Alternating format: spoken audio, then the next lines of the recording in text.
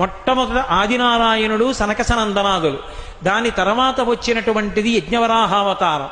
యజ్ఞవరాహావతారం తర్వాత నారదుడు, నారదుడి తర్వాత నరనారాయణుడు, నరనారాయణుల తర్వాత వచ్చినటువంటిది కపిలావతారం, కపిలావతారం తర్వాత దత్తాత్రేయావతారం, దత్తాత్రేయావతారం తర్వాత యజ్ఞావతారం, యజ్ఞుని యొక్క అవతారం తర్వాత వృషభావతారం, వృషభావతారం తర్వాత వచ్చింది పృథుమహారాజు గారి అవతారం, పృథుమహారాజు గారి అవతారం తర్వాత వచ్చినటువంటి అవతారం మత్స్యావతారం, తర్వాత కూర్మావతారం, తర్వాత ధన్వంతరి, తర్వాత మోహిని, తర్వాత నరసింహుడు, తర్వాత వామనమూర్తి, తర్వాత పరశురాముడు, తర్వాత రాముడు, తర్వాత రామచంద్రమూర్తి, తర్వాత బలరాముడు, బలరాముడి తర్వాత కృష్ణ భగవానుడు, కృష్ణ భగవానుడి తర్వాత ఏకకాలంలో 2 అవతారాలు ఉంటూ ఉండొచ్చు వీటిల్లో.